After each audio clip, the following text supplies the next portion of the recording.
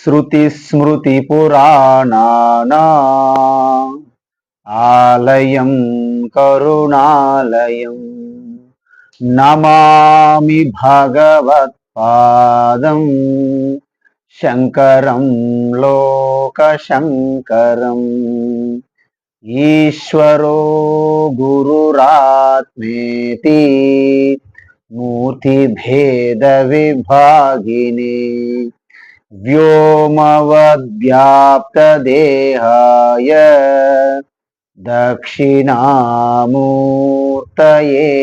नमः। ఓ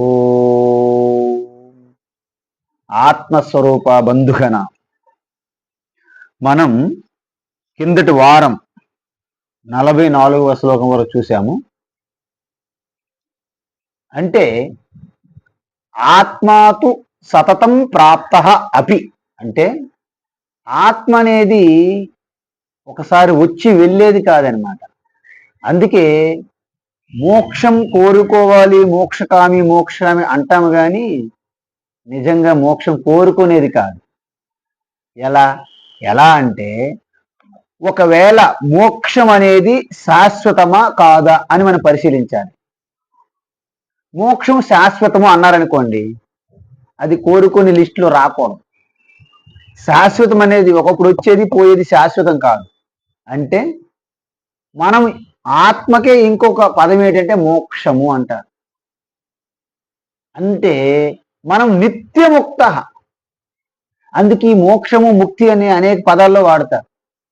ఇప్పుడు జైల్లో పెట్టారు ఆ వ్యక్తికి, నేరస్తులకి, వాళ్ళకి విడుదలయ్యారు. ఏమైంది? జైలు నుండి ముక్తి కలిగినది. అది మోక్షం కాదు. అంటే ఇలాంటి రిలేటివ్ పదాల్లో వాడుతారనమాట వ్యావహారికంగా. కానీ వాస్తవంగా మోక్షం అనేది కలిగేది కాదు. ఏ మోక్షము? ఈ తాత్కాలిక మోక్షాలు కావు. అమ్మయ్య ఇంట్లో గొడవ ఆ గొడవ నుండి నాకు ముక్తి కలిగింది అంటారు. అలా కాకుండా ఒక శాశ్వతమైనటువంటి స్వేచ్ఛ, ఫ్రీడమ్, అంటే ఆధారపడకుండా స్వతంత్రత. అందుకే మనకి స్వాతంత్రం వచ్చిందని జెండా ఎగరేస్తాం ఆగస్టు 15. కానీ ఎటువంటి స్వాతంత్రం వచ్చింది? పొలిటికల్ స్వాతంత్రం వచ్చింది. మన ఎవరు కూడా పూర్తి స్థాయి స్వాతంత్రం కాదు. ఎప్పుడు పూర్తి స్థాయి స్వాతంత్రం అంటే మీరు సైకలాజికల్గా, అంటే మానసికంగా ఇటువంటి ఆధారపడడం ఎవరికైతే ఉండదో వాళ్ళే నిజమైనటువంటి స్వాతంత్ర్యం. భౌతికంగా, ఫిజికల్గా అందరూ ఆధారపడతారు. ఆహారం, వస్త్రము, ఉండడానికి గూడు, ఈ మూడింటికి ప్రతి ఒక్కరు ఆధారపడవచ్చు. కానీ ఈ మానసిక అంటే ఈ సైకలాజికల్ డిపెండెన్స్ అంటారు. దట్ ఈస్ ద సంసారము, అది బంధనము. దాని నుండి మీకు ఫ్రీడమ్నే మోక్షం అంటారు. ఇక్కడ ఆత్మ ప్రకారంగా అది ఎప్పుడు కూడా ఆత్మ స్వేచ్ఛగా స్వాతంత్ర్యంగా ఉంటుంది. కానీ ఎలాగైతే బంగారం గనులలో బంగారం ఉంది, కానీ బంగారంతో పాటు అనేక రకములైనటువంటి డస్ట్ కలిగి ఉన్నది. పాలు ఉన్నాయి, పాలు చూసుకొని అందులో వెన్న ఉందా లేదా? మన జ్ఞానం ప్రకారం ఉంది. కానీ పాలు తీసి వెన్న అడిగారు అనుకోండి, మీరు పాలు ఇస్తే ఏమంటారు? పాలు కాదండి, వెన్న కావాలంటారు వాళ్ళు. అందులో వెన్న ఉన్నదండి అన్నారనుకోండి, ఇష్టపడరు, నమ్మరు. అంటే ఏంటి? వెన్న, అది వెన్న పూర్తి లేదంటారా? ఉంది. వెన్న పూర్తి లేదంటారా? మా పాలలో ఉందా లేదా? కానీ ఆ పాలు ఇస్తే మీరు వెన్న అడిగితే పాలు ఇవ్వకూడదు కదా. ఎందుకు? అది ప్రాసెస్ చేస్తేనే వెన్న వస్తుంది. డైరెక్ట్గా మీరు పాలు ఇస్తే వెన్న కాదు. ఆ విధంగా వెన్న వేరు పాలు వేరు ఉండవు, కలిసే ఉంటాయి. కానీ దానికి ఒక తతంగం ఉన్నది, దానికి ఒక ప్రాసెస్ పద్ధతి ఉన్నది. ఆ విధంగా వేరు చేసామనుకోండి, ఆ వెన్న మళ్ళీ పాలులో కలిపితే కాలం. ఇప్పుడు ఇది కూడా మనము ఏంటి? ఈ మనస్సు, బుద్ధి పాలు లాంటిది. ఆ పాలు వెనకే పాలుతో కలిసే దాగి ఉన్నది ఆత్మ, చైతన్యం. మనం ఏమనుకుంటాము? మనసు వేరు ఆత్మ వేరు. మనసు వేరు ఆత్మ వేరు ఏమి ఉండదు. ఎందుకు? ఆత్మ లేకుండా సృష్టి లేదు. మరి సృష్టి ఏంటి? జస్ట్ ప్రతిబింబం. అద్దం ఉన్నది, అద్దములో మన ప్రతిబింబం ఉంటుంది. ఇంతకీ అద్దము నిజమా అబద్ధమా? ఏం చెప్పండి? ఏది చెప్పలేం మనము. నిజమని చెప్పలేం, అబద్ధమని చెప్పలేం. పోనీ అబద్ధం అందా, మరి అది అద్దం చూసి బొట్టు పెట్టుకుంటున్నాం. ఇప్పుడు నిజం అనుకుంటాం, అక్కడ అద్దంలో ఉన్న ఒకరు మనం ఒకరు ఇద్దరం అవుతాం. అప్పుడు దీన్నే మిథ్య అంటారు. అంటే నిలిచున్నటువంటి మీరు ప్రతిబింబం ఇద్దరయ్యారా? ఆత్మ జగత్ రెండయ్యా? ఇక్కడ వాస్తవం ఎన్ని ఉంటాయి? ఒకటి. అద్దంలో ఉన్న మీరు బయట ఉన్న మీరు ఎంతమంది? మీరు ఇద్దరా ఒకలా? అదనమాట ఈ విచిత్రము. ఇలాగ అర్థము మనమైతే కొంతవరకు అర్థమవుతుంది, కానీ మన వరకు వచ్చేసరికి చాలా సూక్ష్మం ఇది. బ్రహ్మాండంగా అర్థమైనట్టే ఉంటది. అవును కదా, అద్దంలో ఉన్న ప్రతిబింబము అది జస్ట్ ప్రతిబింబమే, నా పైన ఆధారపడి ఉంది. నేను పక్కకి వెళ్తే, సపోజ్ మీరు అద్దం వెనక్కి వెళ్ళారు అనుకోండి, ప్రతిబింబం ఏమైంది? ఒకటేనా? లేదు కదా.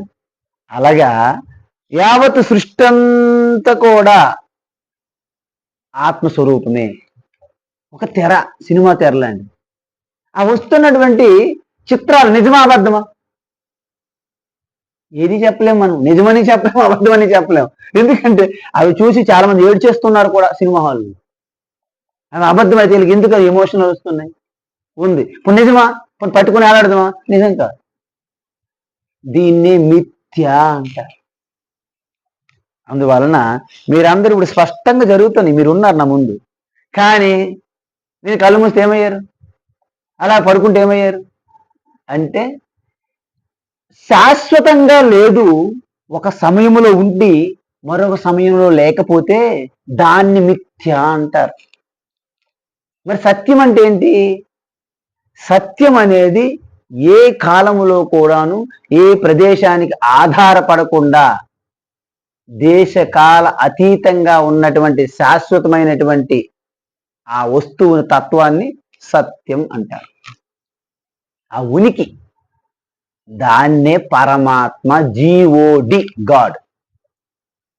మరి ఏంటి ఆ వస్తువు? అన్ని కాలాల్లో ఉంటున్నటువంటి వస్తువు ఏమిటి? మనం ఇంతకుముందు చూసాం, మళ్ళీ చూస్తే అదే తెలుస్తుంది. మనం ప్రపంచమంతా మారిపోతుంది, శాశ్వతం కాదు కదా, మారిపోతుంది. కానీ అన్నింట్లో ఒకటి మాత్రం సత్యం. కుండ ఉంది, కుండ పగలగొట్టాం. పెంకులు ఉన్నాయి, లేకపోతే పెంకు ఉంది, అది చూర్ణం చేసాం, చూర్ణం ఉంది. ఈ మూడింట్లో ఏటి కామనకు సమానంగా ఉంది? ఉంది ఉంది ఉంది ఉంది అంటున్నా. ఉంది, కుండగా ఉంది, పెంకులుగా ఉంది, చూర్ణ పౌడర్గా ఉంది. ఆ ఉంది చూడండి, దాన్ని ఉనికి అంటారు. దాన్ని ఇంగ్లీషులో పార్ట్ ఈజ్ అంటారు, చూసారా? అదేవిధంగా మనం చిన్నపిల్లప్పటి నుండి అలాగ శరీరం పెరుగుతుంది, మనస్సు వికసిస్తుంది, బుద్ధి వికసిస్తుంది, ఇంద్రియాలు పనిచేస్తున్నాయి, ఆలోచనలు, భావనలు, కోరికలు, అనుభవాలు మారుతూ ఉన్నాయి. కానీ నాకు నేను అనే భావన మారుతుందా? అది మారడం లేదు. అది అలాగా థ్రెడ్ అలాగా కొనసాగుతుంది. మిగతావన్నీ వచ్చిపోతున్నాయి, స్టేషన్స్ అన్ని వస్తూనే పోతున్నాయి, కానీ అలా ప్రయాణం సాగుతుంది. ఆ థ్రెడ్ ఆధారం ఏదైతే ఉందో దాన్ని నిత్యము సత్యము, అది నేనుగా ప్రకటమవుతుంది. ఆ నేను అనేది శాశ్వతము, నిత్యం. ఇప్పుడు మీరు చెప్పండి, ఈశ్వర శాశ్వతమా అశాశ్వతమా? శాశ్వతం అనుకుందాం. ఈశ్వరు మీరు అశాశ్వతం కాదు శాశ్వతం అనుకుంటే, ఎక్కడో ఒక దేవాలయం, ఒక తిరుపతిలోనో కాశీలో ఉన్నారనుకుందాం. ఆయన శాశ్వతం అవుతారా అశాశ్వతం అవుతారా? తిరుపతిలో ఉన్నారు, హైదరాబాద్లో లేడు. తిరుపతిలో ఉన్నారు, హైదరాబాద్లో లేడు. ఆయన నిత్యం అవుతారా? అంటే ఇప్పుడు మీరు చెప్పండి, మీ దృష్టిలో ఈశ్వర శాశ్వతమైన ఈశ్వర కావాలా, అనిత్యము తాత్కాలికమైన ఈశ్వర కావాలా? మనకి శాశ్వతమైన నిత్యమైన ఈశ్వరు కావాలి. ఒక్కటే మార్గం ఉన్నది దానికి. ఏదైతే నేను అనేది శాశ్వతంగా ఉన్నదో ఆ ఈశ్వరుని కూడా మీరు నేనుగా మారిస్తే తప్ప మీకు శాశ్వతమైన ఈశ్వరుడు దొరకరు. అర్థమైందా? అందువలన ఈ వ్యక్తిగతంగా ఉన్నటువంటి ఆత్మని కొంచెం గౌరవానికి పర అని ముందు పెడతాం. ఏమైంది ఇప్పుడు? పరమాత్మ అయింది. చూసారు? ఇదే అమ్మగారు నెయ్యి ఇచ్చారు అంటే ఎక్కడెక్కడో ఏవో కలిపేస్తారు చెప్పేసి శుద్ధమైన నెయ్యి అన్నాను నేను.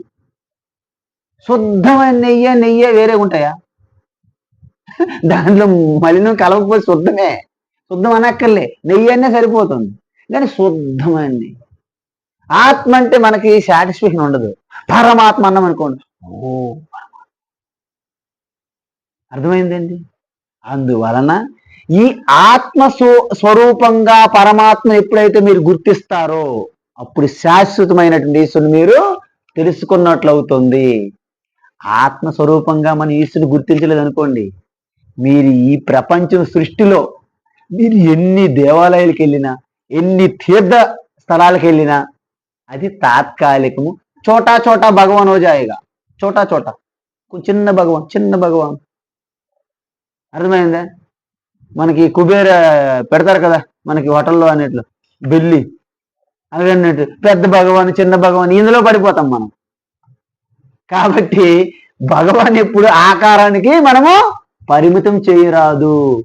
భగవద్గీతలు ఈ విషయం మీద 2 సార్లు చెప్పారు భగవాన్. అవజానంతి మా మూఢా మానుషిం తనుమాశ్రితం పరం భావమజానంతః మమ భూతమహేశ్వరం అవ్యక్తం వ్యక్తిమాపన్నం మన్యంతే మామ బుద్ధయః పరం భావమజానంతః మమావ్యయమనోత్తమం. 2 శ్లోకాలు చెప్పారు.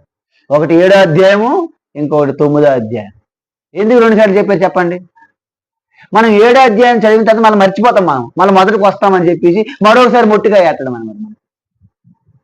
అందుకే చూడండి, మన పిల్లలకి ఎవరికైనా కిరాణా పంపించినాడు అమ్మగారు 2 సార్లు 3 సార్లు చెప్తారు.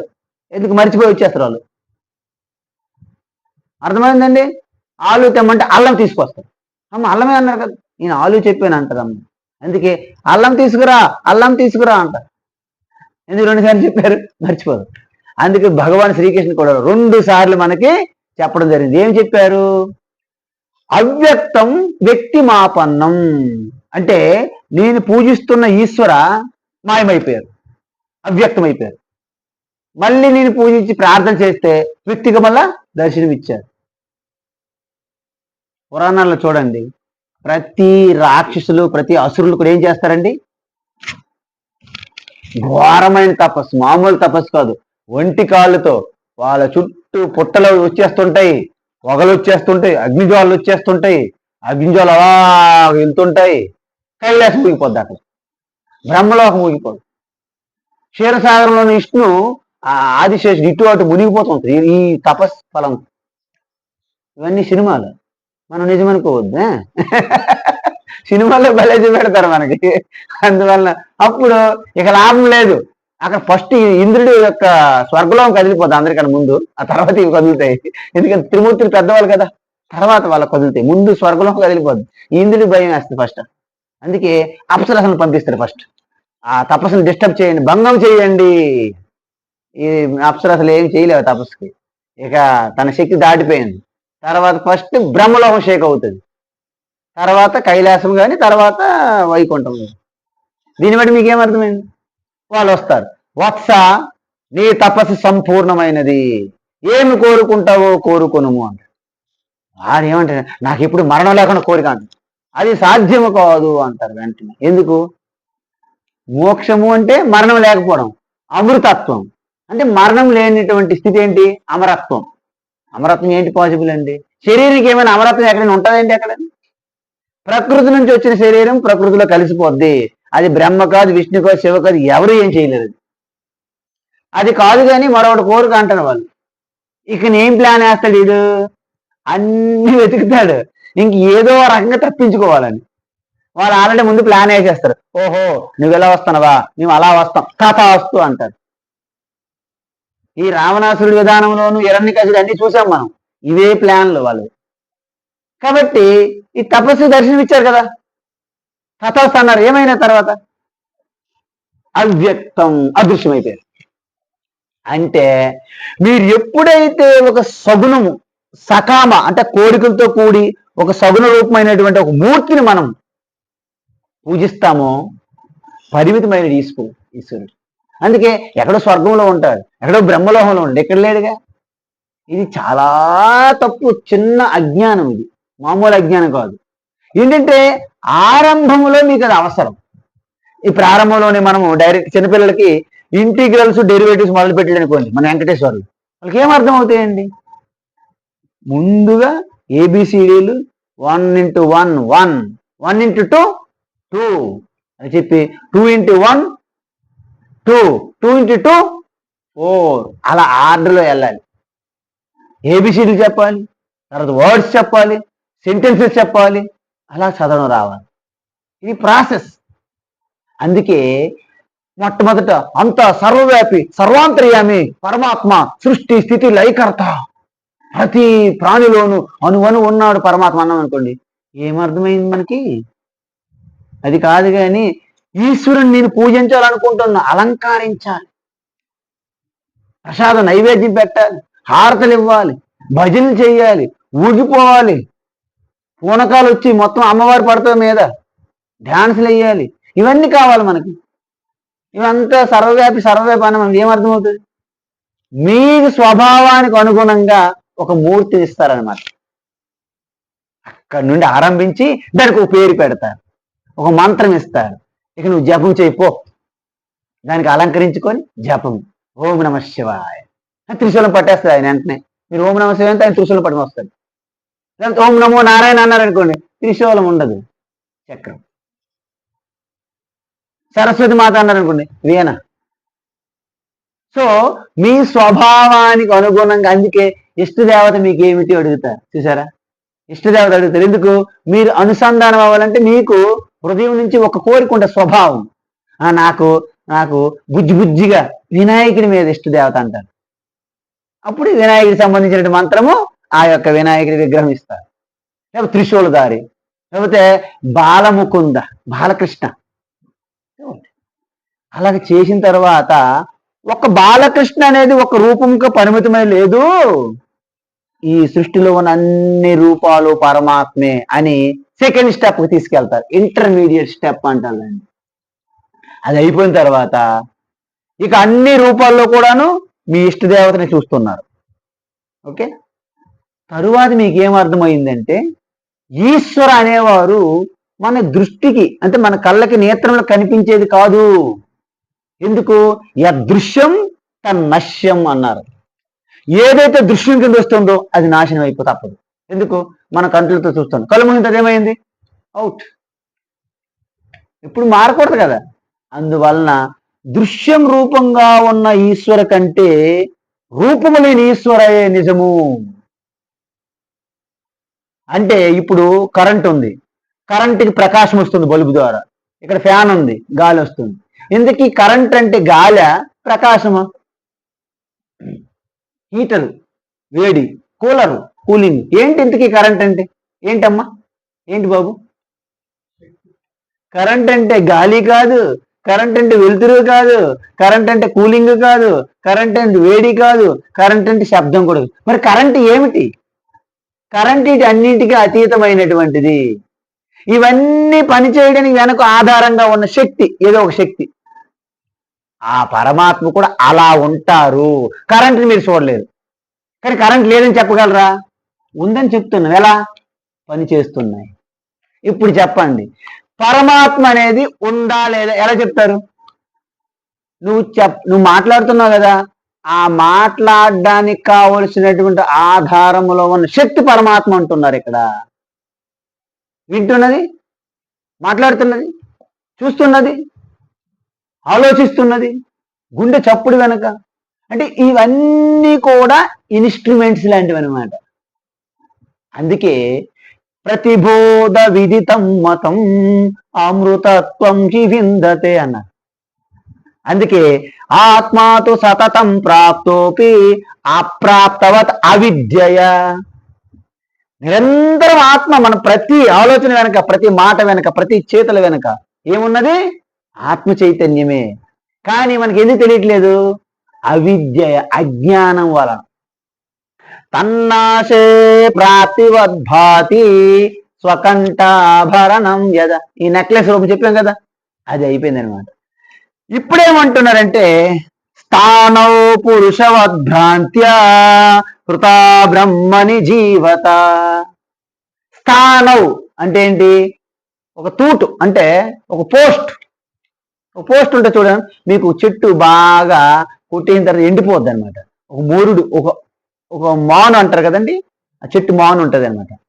అది ఇలాగ ఎండిపోయినటువంటి ఆ యొక్క ఊడల్లాగా అక్కడ పడి ఉన్నాయనుకోండి, మనం ఎక్కడి నుంచి నడిచి వస్తుంటాం. మనం కొత్త ఊరు అనుకోండి, మనకు పరిచయం లేదనుకుందాం, నడుచుకుంటూ వెళ్ళేటప్పుడు ఇక చీకటి పడుతున్నది. అంతకుముందు మీరు విన్నారు ఏంటి? పాతాళ భైరవి సినిమాలు చూసి, లేకపోతే మాయిల్ పక్కీర్, ఈ భూతాలు ప్రేతాలు పిశాచుల గురించి బాగా విన్నారు. వాటి యొక్క జ్ఞానం చాలా బాగున్నది మనకి. ఎక్కడ మన కొత్త ప్రదేశంలోకి వెళ్తే మనకు ముందు తెలిసేది ఏంటి? దెయ్యం భయం. ఏమండి? కాబట్టి సొంత ఊర్లో ఎవరికి ఏ భయం తెలుసండి?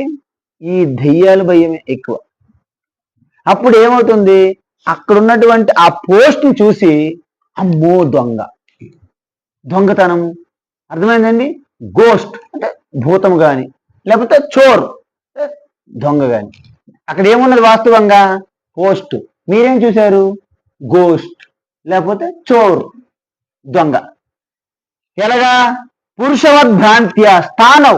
కానీ అక్కడ ఒక మనిషి ఆకారం మీకు కనిపిస్తుంది. ఎందుకు? భ్రాంతి, భయం.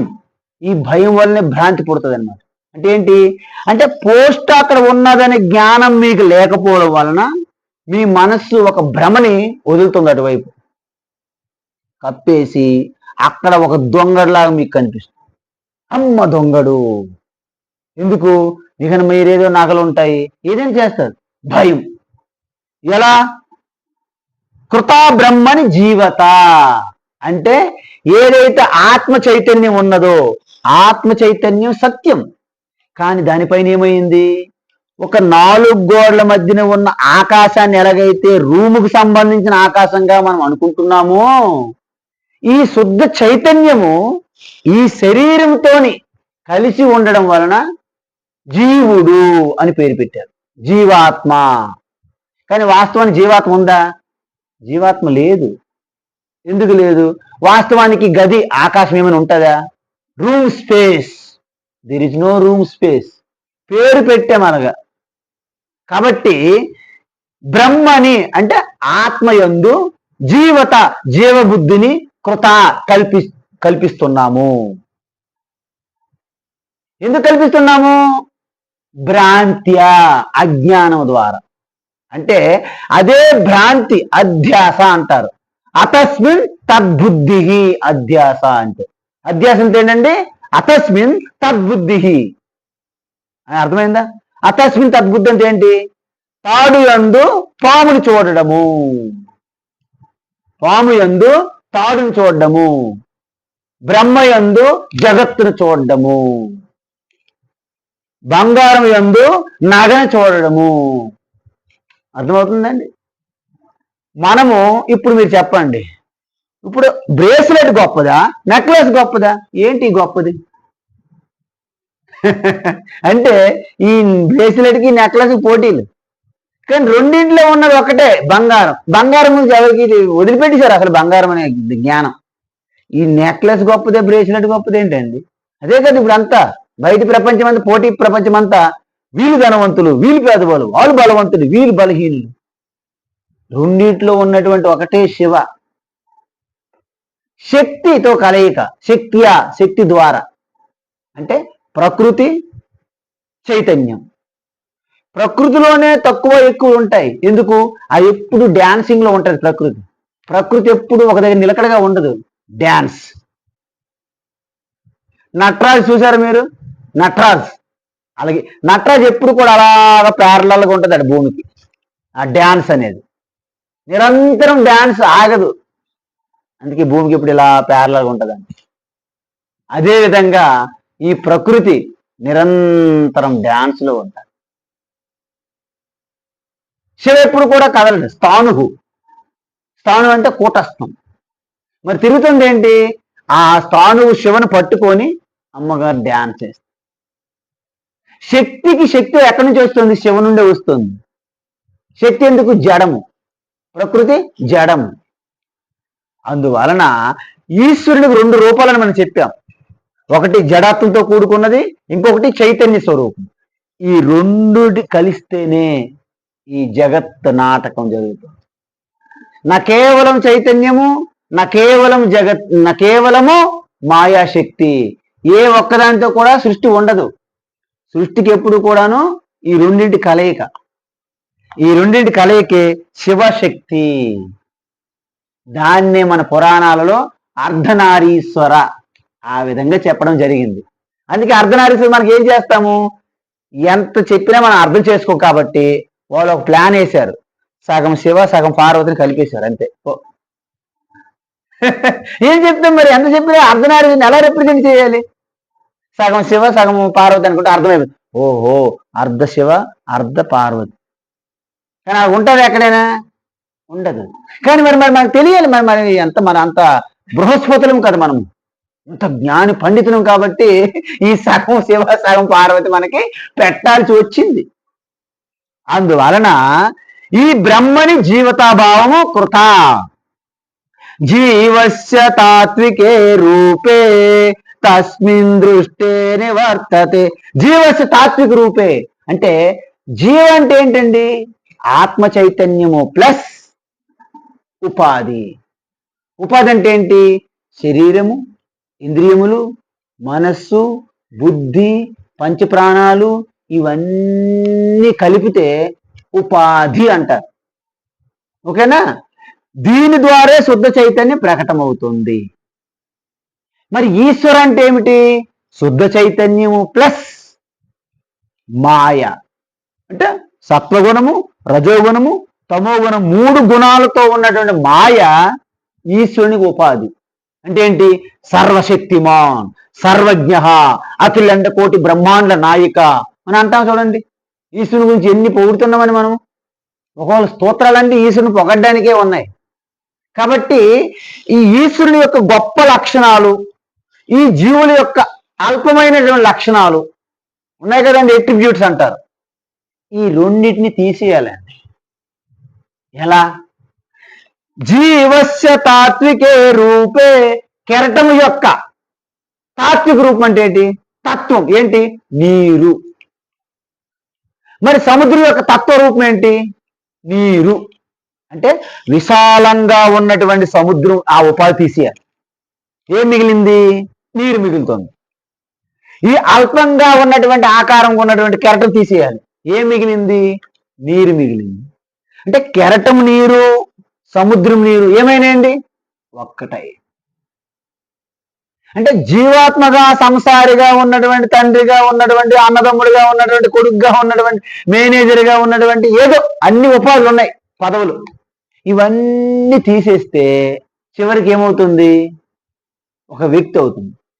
మనం ఏమనుకుంటాం? ఫస్ట్ నేను ఒక పలైన ఊరు వాడిని. ఊరు వాడిని ఏంటి? మొత్తం తెలుగు వాడిని అంటాం. తెలుగు వాడిని ఏంటి? హిందూ అంటాం. చూడండి, నేను ఒక కుటుంబం, ఒక గోత్రము అని అనుకున్నాను అనుకోండి, మీరు పరిచ్ఛిన్నం అయిపోయారు.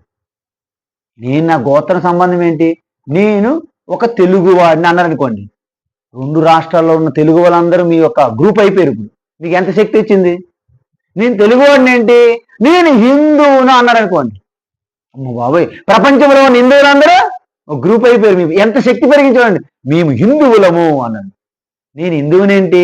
నేను భారతీయుని అన్నారు అనుకోండి, భారతదేశం అంతా నీ ఫ్యామిలీ అయిపోయి నేను భారతీయుడినండి అంటే చూడండి, ఇతర దేశం వెళ్ళినప్పుడు నేను భారతీయుని అంటే మీకు ఎంత గర్వంగా ఉంటుంది. అంటే ఒక చిన్న ప్యూని, ఒక వ్యక్తి నుండి నేను భారతీయుని అనేసరికి ఈ యొక్క 140 కోట్ల భారతీయులంతా మావారే అనే ఒక శక్తి వచ్చిందా?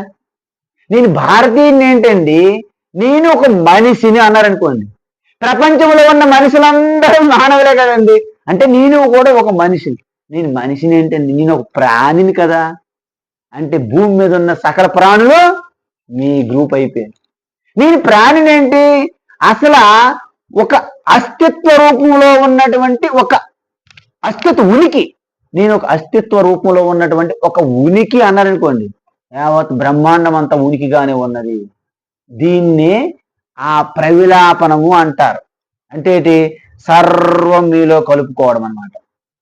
ఒక వ్యక్తి నుండి, ఒక కుటుంబం నుండి, ఒక గ్రామం నుండి, ఒక రాష్ట్రం నుండి, ఒక దేశం నుండి, ఒక ప్రపంచం, ఒక సృష్టి. అప్పుడు మీలో ఏమవుతుందో చెప్పండి, మనుషులే కాదు, ఈ సృష్టిలో ఉన్న ఎన్ని లోకాల్లో ఉన్న దేవీ దేవతలు, గంధర్వులు, యక్షులు, కింపురుషులు, అసురులు, కీటకాలు, పక్షులు, సకల సర్వం సృష్టి అంతా మీలో కలిసిపోయింది. మరి బ్రహ్మ ఏమయ్యాడు, బ్రహ్మ కూడా మీలో కలిసిపోయింది. విష్ణువు కూడా, శివ కూడా. అంటే 33 కోట్ల దేవతలు అన్నారు, విన్నారా? 33 కోట్లు కాదండి, సంస్కృతంలో కోటి అంటే ఒక రకము అని అర్థం. 33 రకాల దేవతలు అని అర్థం, అంటే 33 కోట్ల విభాగాలు అని అర్థం. అందుకే 33 రకాల కేటగిరీలు అనంతమైన విభూతులు ఉంటాయి అన్నమాట. అప్పుడు ఎంతమంది దేవతలు అయినారు, అనంతమైన దేవతలు అయినారు అనమాట. అర్థమైందా? ఇంతకీ 33 ఏంటి, అష్ట వసువులు, 8 వసువులు, ఏకాదశ రుద్రులు, 11 రుద్రులు, ద్వాదశ ఆదిత్య, ఎన్ని అయినాయి మొత్తము, 31 అయింది. 12, 11, 8 ఎంత అయిందండి, 31 అయిందా? ఒక ఇంద్ర, ఒక ప్రజాపతి, మొత్తం ఎన్ని అయినాయి, 33 కోట్ల దేవతలు. అంటే అది అర్థం. ఇది ఉపనిషత్తులు చెప్పారు. ఇది మనం ఏమనుకుంటాము, కోట్లు అనగానే వెళ్ళి మన కోటి వెళ్ళి స్వెటర్లు కొన్నట్టు కోట్లు. ఈ 33 కోట్లు ఎక్కడ లెక్క పెడతామండి మనం? ప్రతివాడు 33 కోట్లని వాగేయడం తప్ప. అందువలన ఈ 33 కోట్ల రకాలకి 33 కోట్లు అంటారు. వాటి విభూతులే మొత్తం సృష్టి అంతా దేవతలు. ప్రతిది దేవతే, ప్రతిది శక్తే. ఆ విధంగా చూసుకుంటే ఎప్పుడైతే జీవస్ యొక్క తత్వం సారం, అన్ని ఆభరణాల యొక్క సారం బంగారం ఎప్పుడైతే తెలుసుకుంటున్నామో, తస్మిన్ దృష్టే నివర్తతే, ఏది వెళ్ళిపోతుంది, నామరూపాలు అవుట్, మిగులుతుంది సచ్చిత్ ఆనంద. అస్థి భాతి ప్రియం అంటారు. అస్థి అంటే ఉనికి, సత్యం. ఆ సత్యమే ఎరుకు రూపంలో తెలుస్తుంది అనమాట. ఎందుకు, మీరంతా ఒకసారి కళ్ళు మూసుకొని అన్ని విడిచిపెట్టేశారనుకోండి, చివరికి ఒక్కటి మాత్రం విడిచిపెట్టడం వీలు కాదు. ఏమిటి, నేను ఉన్నాను. ఆ ఎరుక, ఆ ఉనికిని విడిచిపెట్టడం వీలు కాదు. దాన్నే సత్ అంటారు. ఉన్నాను అంటే ఏంటండి, సత్. ఎలా ఉన్నాను, నేను, చూసారా, నేను అంటే చిత్, అంటే సత్ చిత్ అంటే నేను ఉన్నాను అంటే దాని అర్థం ఏంటండి, సత్ చిత్. కానీ మీరు ఒకటి గమనించండి, నాకు నేను ఎప్పుడైనా ద్వేషిస్తాను, నాకు నేను అప్రియము అని ఎవరైనా అనుకుంటారా? మీరు ఎన్ని చెప్పినా కానీ మనం ఎంతమంది మన కుటుంబ సభ్యులని, మన బిడ్డల్ని, మన భార్యని, మన భర్తని, మన అన్నదమ్ములు అందరినీ మనం ప్రేమిస్తుంటాం. కానీ వాళ్ళందరికంటే ఒక పిసర నాకు నేను ఎక్కువగా ప్రేమించుకుంటాను. ఏమై కరెక్ట్?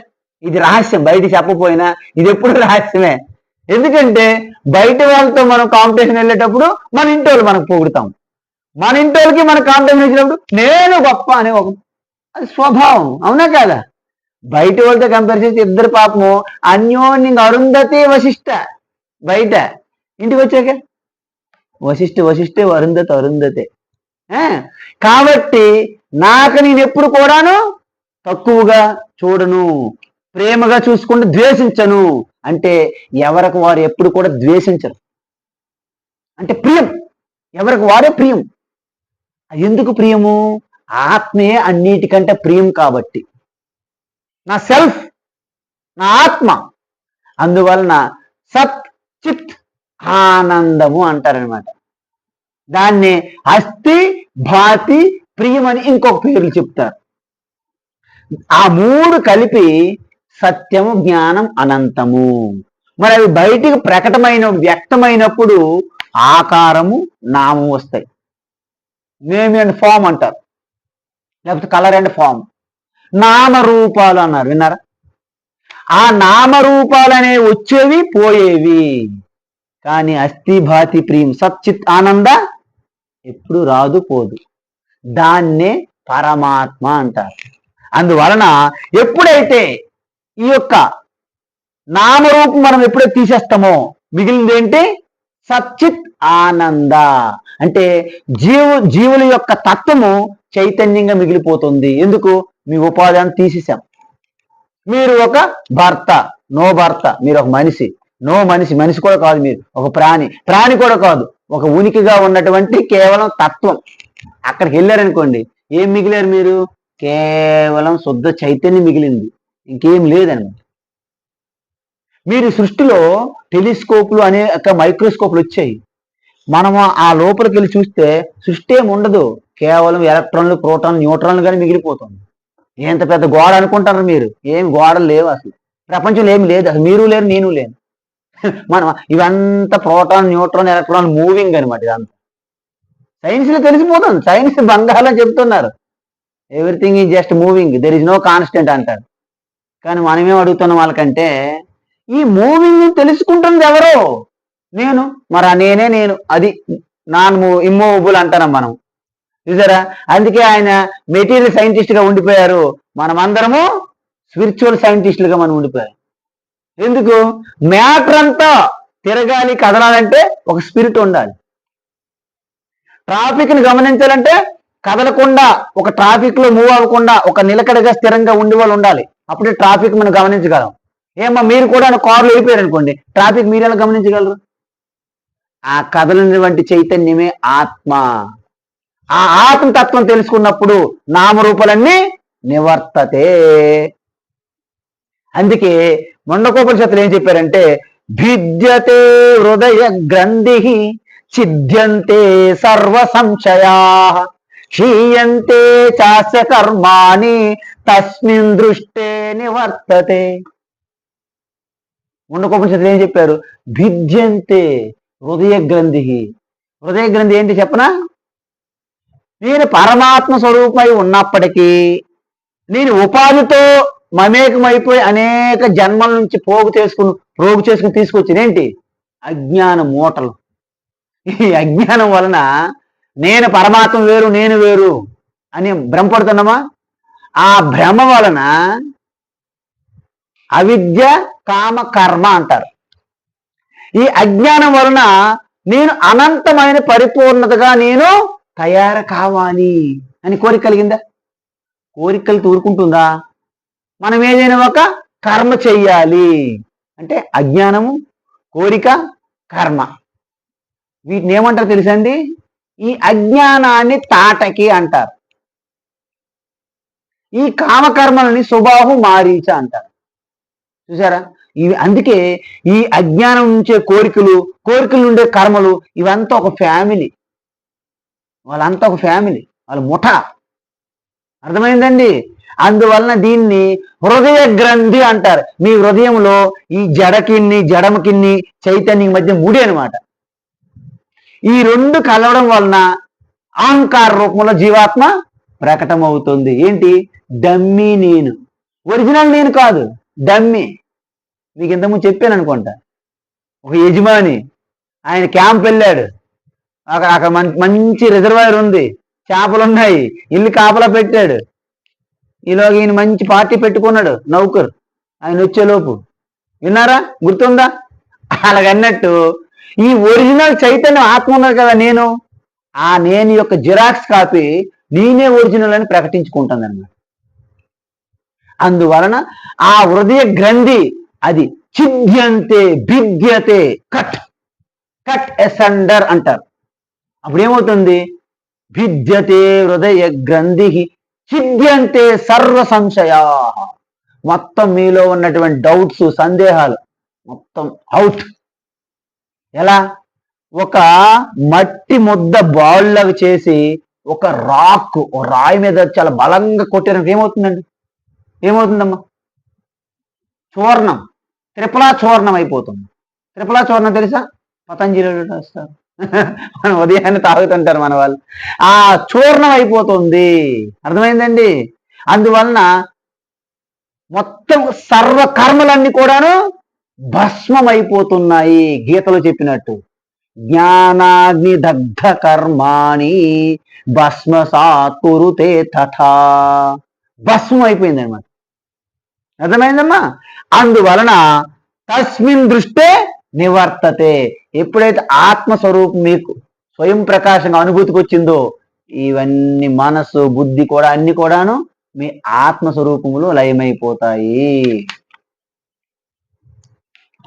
తత్వస్వరూపానుభావాత్ తత్వస్వరూపానుభవాత్ ఉత్పన్నం జ్ఞానమంజసా ఉత్పన్నం జ్ఞానమంజసా.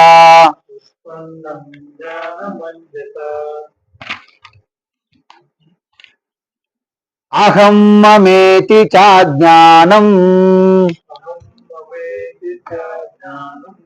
అహం మమేతి చాజ్ఞానం బాధతే దిగ్భ్రమాదివత్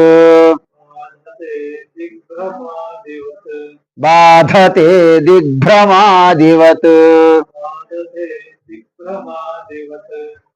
భగవాన్ శంకరాచార్య ఏమంటున్నారంటే తత్వస్వరూపానుభవాత్.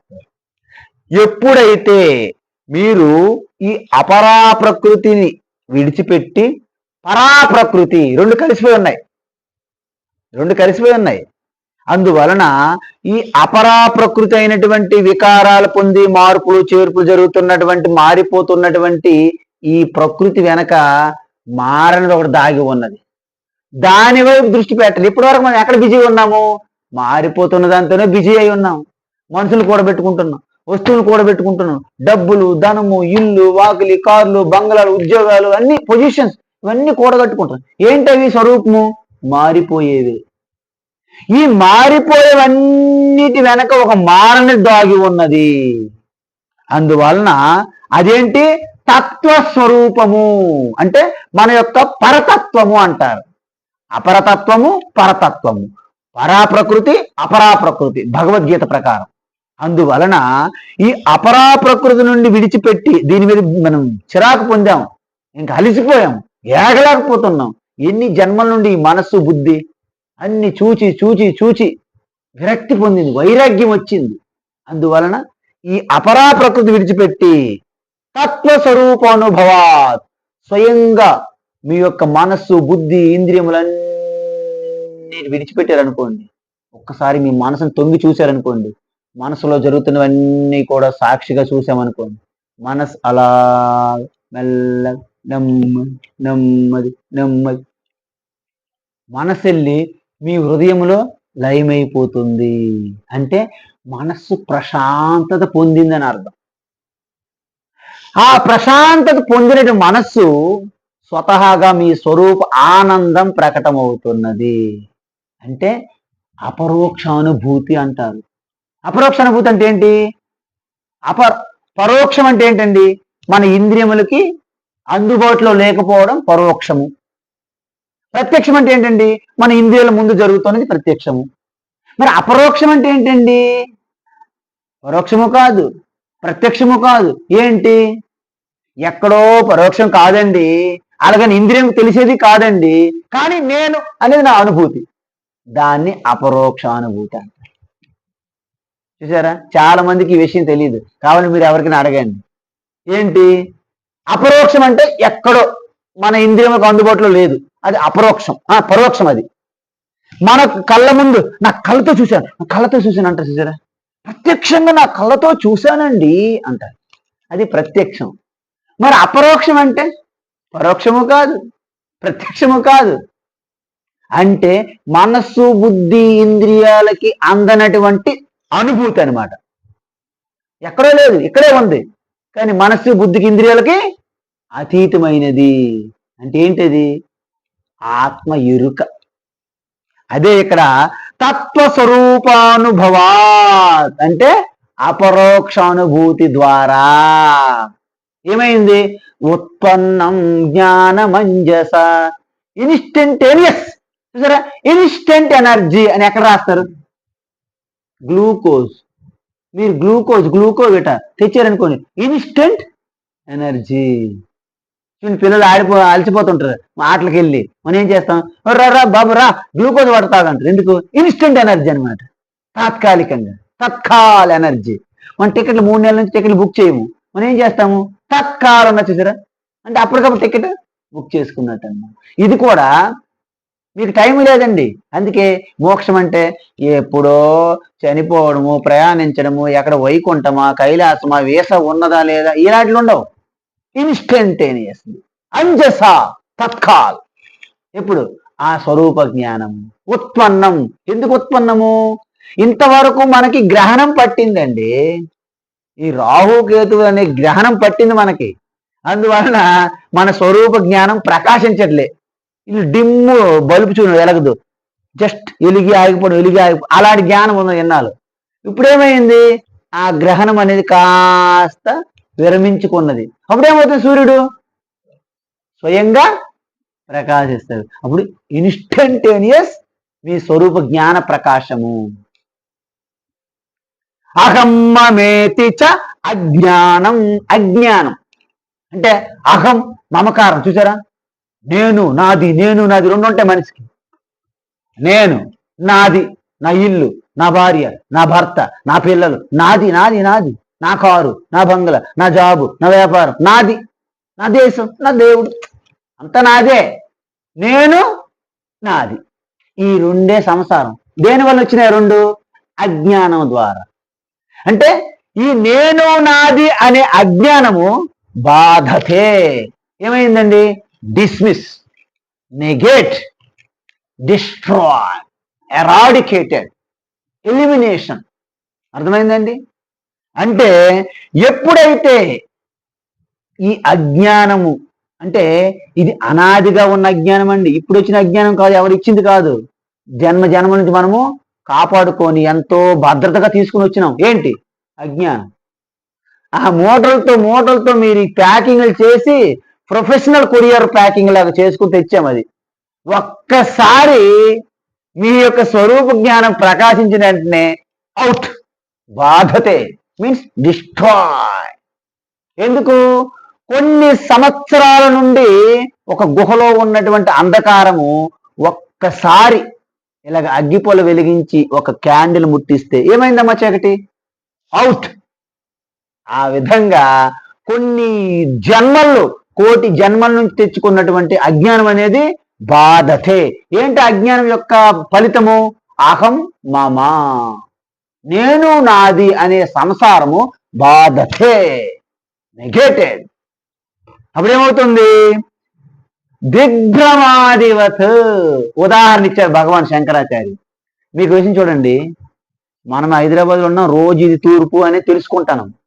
మీకు ఏమీ తెలియకుండా రాత్రి పూట ప్రయాణించి ఒక కొత్త ప్రదేశానికి వెళ్ళారనుకోండి, ఎటువైపు తూర్పు, ఎటువైపు పడమర, ఎటువైపు ఉత్తర దక్షిణ ఏమీ తెలియవు.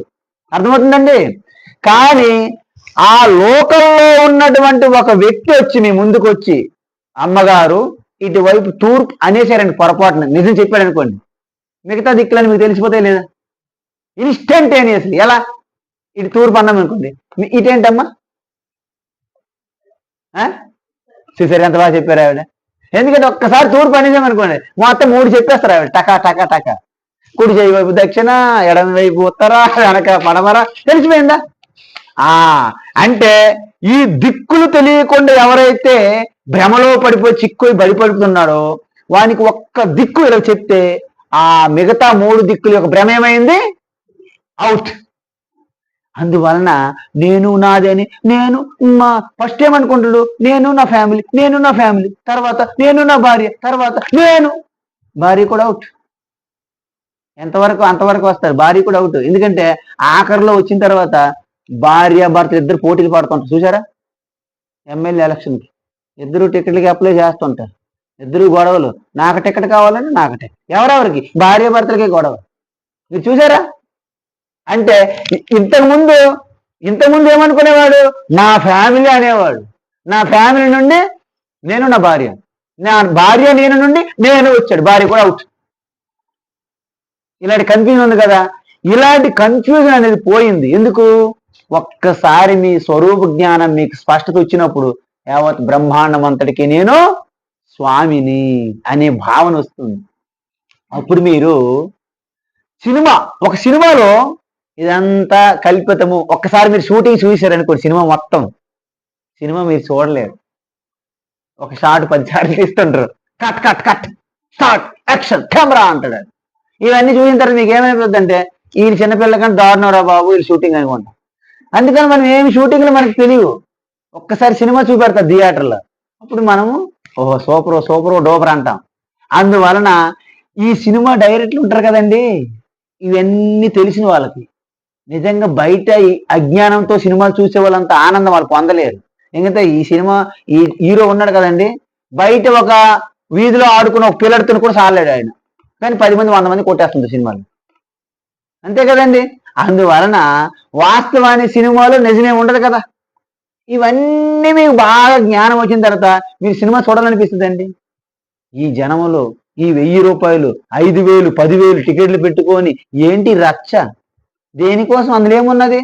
తీరా సినిమా అంతా చూస్తే ఒక పేద దొంగడగా ఎలాగవ్వాలి, ఆ దొంగడు చేసిన ఘనకార్యం ఏంటని తెలుస్తుంది లాస్ట్ సినిమా రిజల్ట్. దానికోసం ఇంత రచ్చ అదేముంది ఇప్పుడు బయట సమాజంలో. కాబట్టి ఇలాంటి సినిమాలు అనేది మీకు ఆ భ్రమ ఉండదు. అంటే ఎప్పుడైతే ఈ దిక్కులు తెలియక భ్రమలో ఉన్నటువంటి వ్యక్తికి ఒక దిక్కు, ఇది పలాయని ఈస్ట్ అన్నాం అనుకోండి, మిగతా వెస్ట్ సౌత్ నార్త్ స్పష్టమైపోయింది. అంటే దిక్కులు తెలియదనే ఒక అజ్ఞానము పటాపంచలైందా లేదా? అదే దిగ్భ్రమాదివతు బాధతే. దిగ్భ్రమ అంటే దిక్కు భ్రమ, దిక్కులు తెలియనటువంటి ఆ అజ్ఞానాన్నే దిగ్భ్రమ అంటారు. దిక్కు యొక్క భ్రమ, దిక్కు గురించి ఏ దిక్కు లేదు తెలియట్లేదు మనకి. ఏమైంది? ఒక్కసారి పలాయన వైపు ఈస్ట్ అన్నాం అనుకోండి, లేకపోతే వెస్ట్, ఏదో ఒక దిక్కు. ఉత్తరం అన్నారు అనుకోండి, ఇటు ఉత్తర అయితే ఏమవుతుంది? దక్షిణ, దక్షిణ ఏమవుతుంది? ఈస్ట్, ఈస్ట్ వెస్ట్, తెలిసిపోయింది మనకి. ఎలాగైతే ఒక్క దిక్కు చెప్తే మిగతా దిక్కుల యొక్క అజ్ఞానం భ్రమ ఎలాగ తొలగిపోయిందో, మన స్వరూప తత్వం అనేది ఒక్కసారి ఇవన్నీ జార విడిచిస్తే ఆ ఆత్మ స్వరూప తత్వంలో నిలిచినప్పుడు నేను అహంకారము, నేను అహము, నేను మమకారము ఇవన్నీ కూడా బాధతే, అవుట్. ఎలాగా? దిక్కు భ్రమ ఎలాగైతే పోయిందో ఆ విధంగా ఈ భ్రమ, అహం మమకారం అనే భ్రమ పోతుంది అంటున్నారు.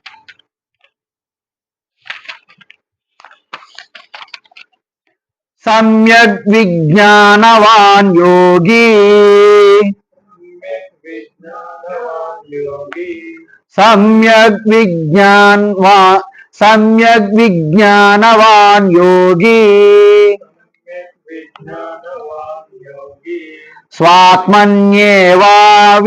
స్వాత్మన్యేవాఖిలం జగత్, స్వాత్మన్యేవాఖిలం జగత్ ఏకం చ సర్వమాత్మానం,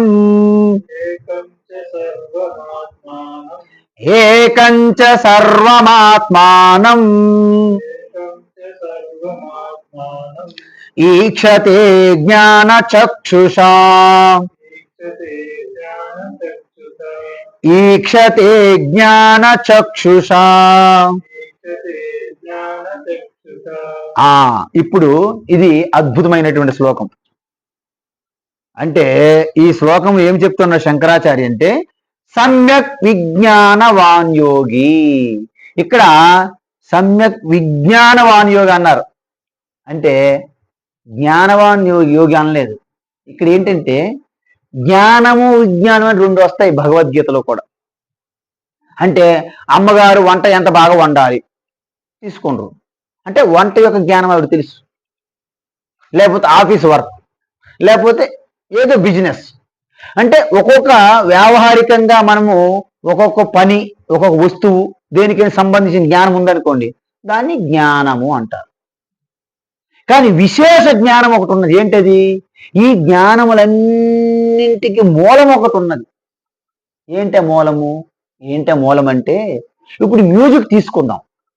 అనేక రకములైనటువంటి మ్యూజిక్ ఉంటది, కానీ అక్కడ నోట్స్ ఉంటాయి చూడండి. సరిగమ పద నిస. ఈ సరిగమ పదనిస ఉన్న చూడండి, అది అన్నిటికీ సమానం అన్నమాట. సామాన్య జ్ఞానము లేదా విజ్ఞానము అంటారు. పలానా పర్టికులర్ మ్యూజిక్ నేర్చుకుంటే దాని ఆధారంగానే మీరు నేర్చుకోవాలి. అంటే అనేక కర్ణాటిక్ మ్యూజిక్, అనేక ఏ రకమైన మ్యూజిక్ ఉంటుంది. కళ్యాణి రాగము, కాంబోజ రాగ, అనేక రాగాలు ఉంటాయి, తాళమేళాలు ఉంటాయి. కానీ ఆ బేసిక్ నోట్స్ ఉన్నాయి చూడండి, సరి గ మ పద ని స, అవి అన్నిటికీ సమానము.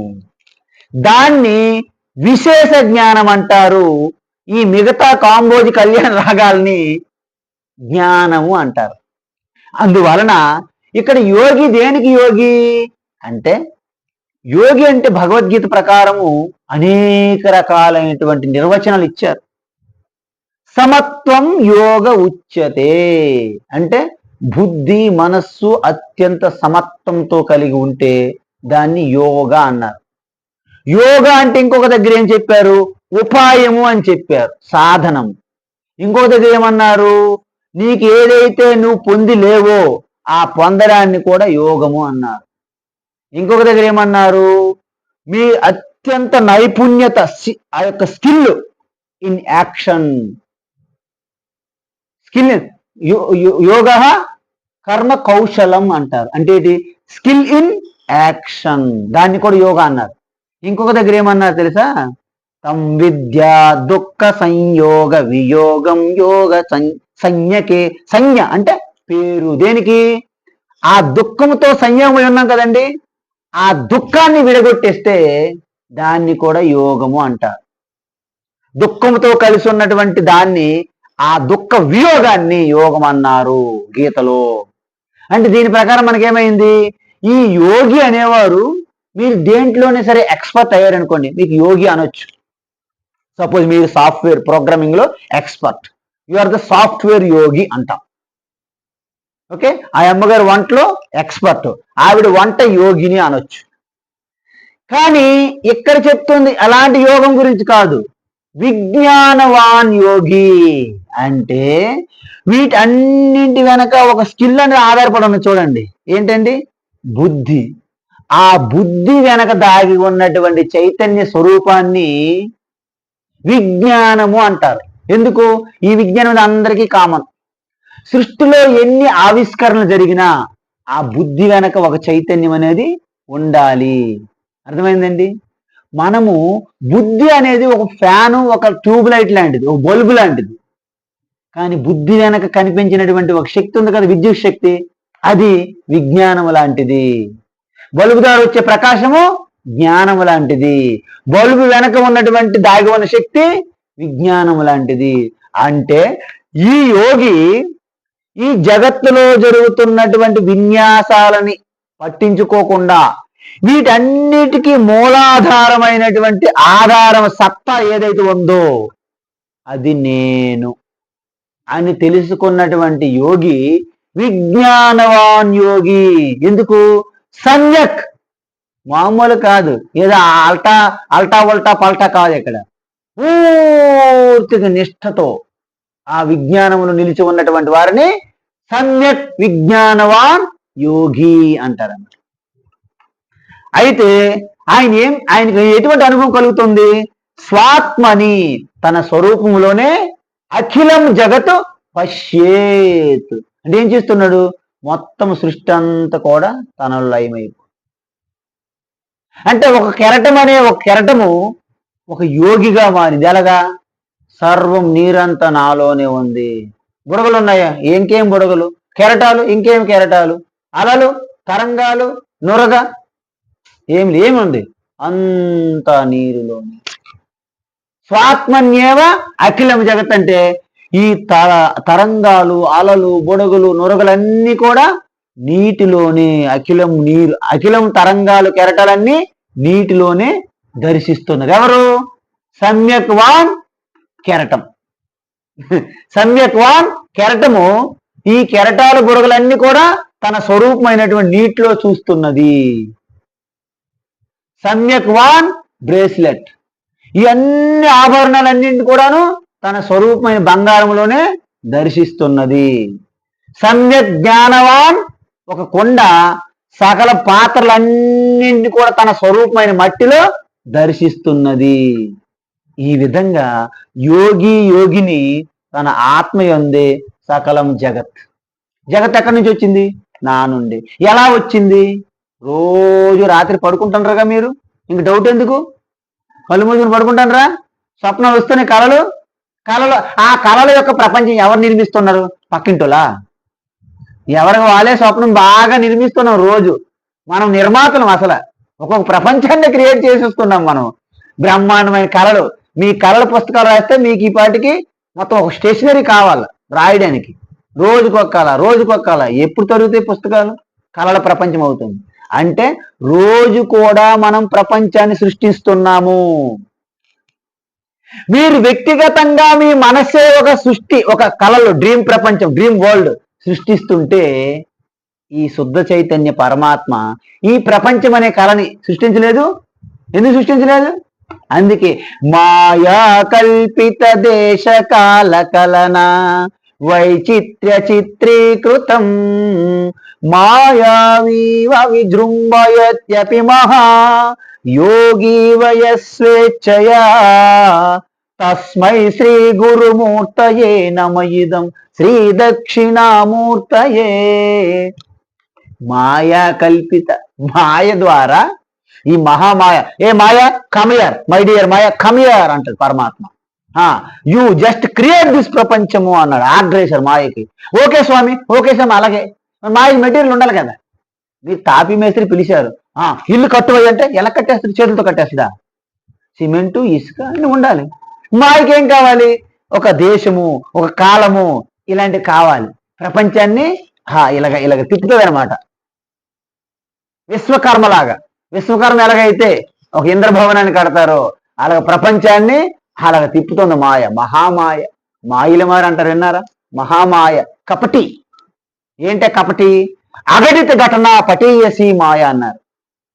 మీరు ఏదైతే అసాధ్యం అన్నారో, అసాధ్యమా, నేనే చేసి చూపెడతా అంటారు మాయ. మీ ముందర చూపెడుతుందండి. అమ్మ ఇది అసాధ్యం అనుకున్నాను, అదే మరి మాయ అంటే. మీరు ఏది అసాధ్యం అంటే అది చేసి చూపెట్టడమే మాయ. అందుకే పూర్వం రోజులు చాలా మాయవులు ఎక్కువ ఉండేవాళ్ళు. వీధుల్లో వచ్చేవాళ్ళు, అన్ని విచిత్ర అద్భుతాలు చేసేవాళ్ళు. చేసిన తర్వాత డబ్బులు ఇవ్వండి. ఎందుకు ఇన్ని మాయలు చేస్తాడు? డబ్బులు చేయొచ్చుగా. డబ్బులు కూడా చేస్తాడు, తర్వాత పనికిరావు ఆ డబ్బులు. అందువలన ఇదంతా కూడాను మాయ. ఎందుకు మాయ అంటున్నారు? ఎందుకంటున్నారు? మన ఫ్రిడ్జ్లో మంచి ఫ్రూట్స్ అన్ని పెట్టుకున్నాం, మనం కాసేపు పడుకున్నాం. స్వప్నంలో మీకు ఆకలి, బయట ఫ్రిడ్జ్లో అన్ని ఉన్నాయి రెడీగా, కానీ ఇవి అక్కడ పనికి రావట్లేదు. మీరు స్వప్నంలో ఉన్నంత వరకు బయట ఫ్రిడ్జ్లో ఉన్న ఫుడ్ అది మిథ్య, మాయ కాదో చెప్పండి. ఎందుకు? మీ ఆకలి తీరట్లేదు మీ స్వప్నంలో. ఓకే, నిన్న నా స్వప్నంలో పెద్ద దావత్ జరిగింది, బీభత్సమైన ఫుడ్, రకరకాల అన్ని వంటలు, కానీ ఇప్పుడు ఆకలేస్తాం. నిన్న స్వప్నంలో దాచిపెట్టాం అంత ఫుడ్, అన్ని గోల్డ్ అని ఉన్నా దాచిపెట్టాం, ఇప్పుడు ఆకలి రావట్లేదు. ఇప్పుడు ఆకలికి పనికి రావడం లేదు కాబట్టి నిన్న స్వప్నంలో ఉన్న ఫుడ్ అంత మిథ్య, మాయ కాదో చెప్పండి. అర్థమైందండి? అంటే ఈ వ్యావహారిక జాగ్రత్తలో ఉంటే స్వప్నం మిథ్య, స్వప్నంలో నువ్వు ఉన్నంత వరకు వ్యావహారిక మిథ్య. గాఢ నిద్రలోకి వెళ్ళేటప్పుడు స్వప్నము మిథ్య, వ్యావహారిక మిథ్య కాదు చెప్పండి. రెండూ లేవు. అక్కడ కేవలం అజ్ఞానం, అంతా చీకటి అని నాకేం తెలియలేదు అంట. కానీ ఆనందంగా నిద్రపోయామనే ఒక మాట ఉంటుంది మనకి. ఆ ఆనందము ప్లస్ అజ్ఞానం అని ఇంకొక పొర ఉన్నది. ఆ పొర కూడా పోయింది అనుకోండి. అందుకే జాగ్రత్తలో మీరు సుషుప్తి స్థితిని మీరు పొందగలిగినట్లయితే దాన్ని నిర్వికల్ప సమాధి అంటారు. ఎందుకు?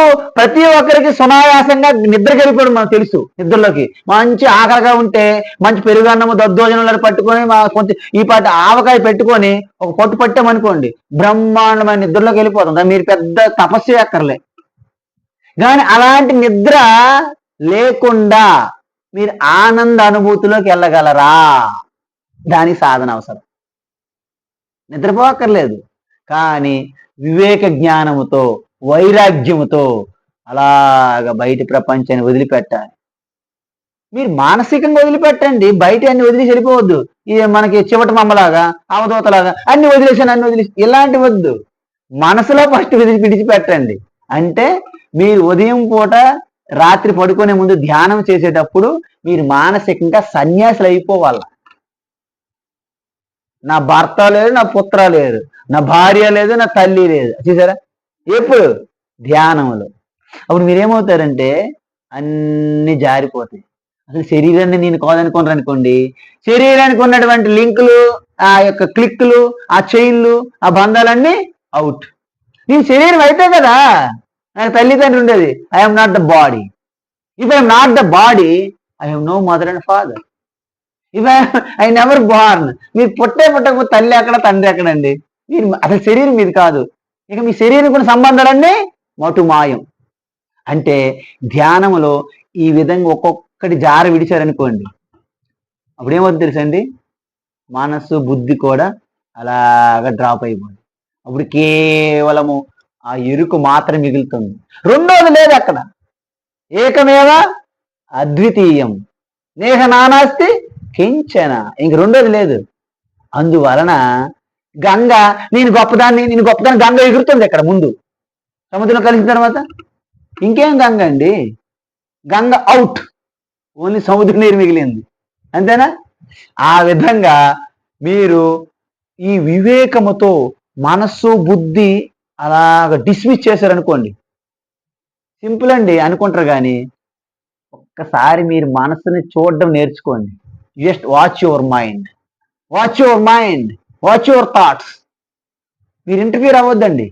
అవి వస్తుంటాయి, జారిపోతుంది. మీరు ట్రాఫిక్ పోలీసులా మారిపోవాలి అక్కడ. ఈ థాట్స్ అన్ని ట్రాఫిక్ జామ్ లాగా వెళ్తుంటాయి, రోడ్డు మీద వెళ్తున్నట్టు. మంచి ఆలోచన వచ్చింది, మంచి ఆలోచన పొగిపోకూడదు, అలా విడిచిపెట్టాలి. ఏదైనా చెడు తలంపు వచ్చింది అనుకోండి, అమ్మా ఇంత ఇంత ఇంత భయంకరంగా ఉంటుందా? ఏం బాగా ద్వేషించక్కర్లేదు, అవుట్. ఎప్పుడైతే మన మనసు మీద దృష్టి పెట్టామో మనసు కంగారు వస్తుంది. ఇదేంటి ఎప్పుడు నన్ను చూడలేదు, ఇప్పుడు నా వైపు చూస్తుంది ఈయన. మీరు ఎవరైనా ఒక వ్యక్తిని గమనించండి, వాళ్ళు ఏం చేయలేరు. మీ దగ్గర నన్ను అబ్జర్వ్ చేస్తారని కన్ఫ్యూజ్ అయిపోతారు చేయడానికి. ఒక దొంగడు వచ్చాడు అనుకోండి, దొంగడని మీకు తెలిసింది, ఆడు ఏం చేస్తాడు అబ్జర్వ్ చేస్తే ఇంకేం దొంగతనం చేస్తాడండి. మనసు అనేది దొంగ అండి మనకి. మీ మనసుని మీరు అబ్జర్వ్ చేస్తుంటే మనసు మరి దొంగతనం మనం చేయలేదు, కొల్లగొట్టలేదు మనల్ని. లేకపోతే రా డియర్ రండి, సెంటర్లో బాగుంది మంచి పంజాగుడి సెంటర్లో మనం డీజేకి వెళ్తాం, డ్యాన్స్కి. ఎప్పుడైతే మీ మనస్సుని మీరు పరికించారో మనస్ confused, they don't know what to do, what not to do. మనస్సు అలాగ స్టన్ అయిపోయి అలాగ సెటిల్ అయిపోతుంది మీ హృదయంలో. మనసుకి స్థానం ఏంటో తెలుసండి? హృదయంలో. వర్క్ ఆఫీస్ ఎక్కడ, డ్యూటీ ఇక్కడ. మీరు ఇంటి నుండి ఆఫీస్కి వెళ్తే వర్క్ చేస్తున్నారా? అలాగా ఈ మనసు వెళ్ళి మీ హృదయస్థంలో అలాగ లయమైపోతుంది. అప్పుడు ఎప్పుడైతే మనసు బుద్ధి లయమైపోయిందో మీరు గాఢ నిద్రలోకి వెళ్లకుండానే అట్టర్ సైలెన్స్ లో ఉన్నారు. మీరు ఆ అట్టర్ సైలెన్స్ నుండి ఆ శాంతం శివం అద్వైత చిదానంద రూప, దాన్ని జాగ్రత్త సుసుప్తి అంటారు మహాత్ములు. జాగ్రత్త అవస్థలోనే సుసుప్తి లాంటి పరిస్థితి. ఈవెన్ రమణ మహర్షి చనిపోయినటువంటి అనుభూతి ఎలా ఉంటుంది, ఆయన ప్రాక్టీస్ చేశాడు. ఇలా పడుకొని శవంలా అయిపోయాడు, డెడ్ బాడీ. ఆ అనుభూతి అద్భుతంగా ఉంటుంది. దాన్ని జాగ్రత్త సుసుప్తి అంటారు. సుషుప్తి అంటే ఏంటి? గాఢ నిద్ర. మనకు రోజు తెలుసు, అది మనం ప్రయత్నించక్కర్లే, వస్తుంది. మీ ప్రయత్నపూర్వకంగా జాగ్రత్త సమయంలో కూడా సుషుప్తి స్థానాన్ని మీరు పొందగలిగితే నిర్వికల్ప సమాధి. అందువలన మీరు ఏ కర్మ చేస్తున్నా ఆ బ్రహ్మతత్వం నిష్టలో ఉంటే దాన్ని బ్రహ్మకర్మ సమాధిన అని గీతలో చెప్పారు. బ్రహ్మైవ తేన గంతవ్యం బ్రహ్మకర్మ సమాధిన అన్నారు. అర్థమైందండి? ఈ విధంగా ఇప్పుడైతే ఈ నామరూపములన్నీ కూడా మీ ఆత్మలో లయమైపోయినాయో, ఈ యొక్క కెరటాలు బుడగలు అలలు తరంగాలన్నీ నీటిలో లయమైపోయినాయో, ఈ యొక్క నెక్లెస్ చైను ఉంగరము బ్రేస్లెట్లు ఇవన్నీ కూడా బంగారంలో లయం చేసినట్టు సకలం సృష్టిలో ఉన్నటువంటి నామరూపాలన్నీ ఆత్మయందు తన స్వరూపంలో లయమైపోయినాయి. చూస్తున్నంత వరకు ప్రపంచం, కళ్ళు మూస్తే ప్రపంచం లేదు. మనసు దాని వెనక పని చేయకపోతే చూపు లేదు. ఆత్మ ఎరుకు లేకపోతే మనసు లేదు. ఇవన్నీ మనసులో ఆత్మలో కలిసిపోయినాయి కదా. ఆ విధంగా ఎప్పుడైతే ప్రవిలాపనం అయ్యిందో ఏకం చ సర్వమాత్మానం, అంత ఆత్మమయం జగత్, అంత బ్రహ్మమయం జగత్. మీకు ఇంతకుముందు ఒకటి చెప్పాను, ఒక బర్త్డే కేక్ జన్మదినం జరుగుతుంది, పెద్ద కేక్ తెచ్చారు, గెస్ట్ల కోసం వెయిట్ చేస్తున్నా. కానీ ఒక చిన్నపిల్లడు ఉన్నాడు, వాళ్ళ గెస్ట్ల గురించి ఎంతవరకు వెయిట్ చేస్తాడు ఆయన, ఆపుకోలేక అందరు చూడడం లేదు చూసి ఇలా పెట్టాడన్నమాట కేకులోకి. ఈ వేలు, ఈ ఒక వేలు పెట్టాడు, లోపల పెట్టి వెళ్ళి సల్లా తీసుకొని చాలా బాగుంది. ఈలోగా ఈ వేలు పెట్టి తీసిన లోపు ఒక చీమ వెళ్ళిపోయింది దాంట్లోకి. చీమ లోపలికి వెళ్ళి ఇలా చూసింది, అంతా కేకు. రైట్ వైపు చూస్తే కేకు, లెఫ్ట్ చూస్తే కేకు, వెనక్కి చూస్తే కేకు, కిందకి కేకు, పైకి కేకుమయం జగత్, అంత కేకుమయం జగత్. దేనికి? చీమకి. ఆ విధంగా మీరు ఇవన్నీ నెమ్మదిగా శనై శనైరుపరమేద్ బుద్ధ్యా ధృతి గృహీతయా ఆత్మ సంస్థం మన కృత్వా నకించిదపి చింతయేత్ అని గీతలో చెప్పారు భగవాన్ 6వ అధ్యాయం. అప్పుడు మీకు ఆత్మమయం జగత్. ఇప్పుడు ఎలాగా మీరు అంత ధ్వంసం చేసి అలా నామరూపాలన్నీ మొత్తం కొల్లగొట్టి నాశనం చేసేద్దాం ఆత్మలోకి వెళ్ళాలంటే ఏం అక్కర్లేదు. ఈక్షతే జ్ఞాన చక్షుషా. మనం సూర్యుని చూస్తుంటాం, మనం చంద్రుని చూస్తుంటాం, మన భూమిని అన్ని తెలుసుకుంటున్నాం. కానీ భూమి బల్లపరుపుగా ఉందని మీకు ఎలా తెలుసు? మీరు చూసి తెలిసిపోతుందా? భూమి బల్లపరుపు ఉంది అనుకుంటాం మనం, కానీ గుండ్రంగా ఉందని మనకి ఎలా తెలుసు? ఇది జ్ఞానం. అంటే భూమండలం నుంచి పైకి వెళ్ళి ఎవరైతే అక్కడి నుంచి దర్శిస్తారో భూమి యొక్క ఆకారం ఏంటని తెలిసింది. అవునా? అంతేగాని ఈ భూమి మీద ఉంటే ఇది బల్లపరుగు ఉందనుకుంటాం, కానీ ఇది గుండ్రంగా ఉందని ఎవరు నమ్ముతారండి? తర్వాత ప్రతిరోజు పౌర్ణమి రోజు చంద్రుడు ప్రకాశించేస్తున్నాడు. మనం ఏమనుకుంటాము? చంద్రుడే ప్రకాశించేస్తుండేమో అనుకుంటాం. కానీ మన జ్ఞానం ఏం చెప్తుంది? చంద్రుడికి అంత సీన్ లేదు. జ్ఞానం చెప్తుంది. ఎలాగా? వాళ్ళు ఆల్రెడీ టెలిస్కోప్ అనేక ఇన్స్ట్రుమెంట్స్ వాడి ఆ యొక్క అంతరిక్షంలోకి వెళ్ళి చంద్రుడి యొక్క స్వరూపం ఏమిటి, భూమి అంటే ఏమిటి, సూర్యుడు ఏంటి, నక్షత్రాలు ఏంటి, ఉపగ్రహాలు ఏంటి అన్ని చూసేశారు. అక్కడ చూసినప్పుడు చంద్రుడు కూడా ఒక గ్రహము లాంటిదే, భూమి చుట్టూ తిరుగుతున్నటువంటి ఒక ఉపగ్రహం చంద్రుడు అని తెలిసింది. చంద్రుడికి స్వయంగా ప్రకాశించే శక్తి లేదని కూడా తెలిసింది. ఈ మధ్యనే మనం ఒక శాటిలైట్ పంపించాం, చంద్రయాన్ 3. దీన్ని బట్టి మీకు ఏం అర్థమైంది? చంద్రుడు స్వయంగా ప్రకాశించే శక్తి లేకపోయినా మనం చూస్తున్నామో లేదు చంద్రుడి ప్రకాశాన్ని. మన జ్ఞానం ఏం చెప్తుంది? చంద్రుడు ప్రకాశించడు. కానీ మన కళ్ళు ఏం చెప్తుంది? చంద్రుడు ప్రకాశిస్తున్నాడు. ఏది నిజము? ఏది నిజము? చంద్రుడు ప్రకాశించలేడు స్వయంగా, అదే నిజం. అది జ్ఞానం. దృష్టి అలా చూస్తుంటాం. దృష్టి ఏముందండి? అక్కడేమో ఒక కొయ్యనేమో దొంగ దొంగ దొంగ నడిచింది. ఎందుకు? కళ్ళు అక్కడ చూసింది. కానీ అక్కడ లైట్ వేసి చూస్తే అక్కడ కొయ్య, దొంగ లేదు. జ్ఞానం. ఆ తర్వాత మళ్ళీ మీ కళ్ళుతో అక్కడ దొంగగా చూసినా మీరు భయపడతారా? ఎందుకు? జ్ఞానం శక్తి అనమాట అలాంటిది. కానీ దొంగ మళ్ళీ చూడొచ్చు, కానీ భయం లేదు. అదే చంద్రుడి ప్రకాశం చూస్తాం, కానీ చంద్రుడు కాదని మనకి తెలుస్తుంది. అందువలన ఈక్షతే జ్ఞాన చక్షుష. అలాగని మీరు బంగారం జ్ఞానం వచ్చింది, బంగారం జ్ఞానం వచ్చింది కాబట్టి మీకు బ్రేస్లెట్ కనిపించట్లేదా? బ్రేస్లెట్ కనిపిస్తుంది, కానీ బ్రేస్లెట్ అని భ్రమ పడవు. అది దాని యొక్క తత్వం బంగారమే అని జ్ఞానం ఉంటది కనుక. అందువలన నా జ్ఞానం వచ్చింది కాబట్టి ఈ వాళ్ళ నుంచి భార్య లేదు, భర్త లేదు, పిల్లలు లేరు, అంత ఆత్మ అని అనకూడదు. ఇది పరమానంద శిష్యులు అంటారు దీన్ని. మీకు ఏంటి, భార్య ఉంటది, భర్త ఉంటది, పిల్లలు ఉంటారు, అమ్మ నాన్న అందరూ ఉంటారు.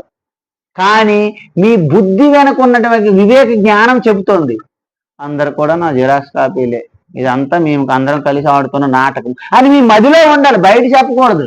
బయట చెప్తే మీ ఫుడ్ లేదు, బెడ్ లేదు, పో అంటారు. అప్పుడు సరిపోయింది. అప్పుడు ఆత్మన్యేవాకిలం జగత్.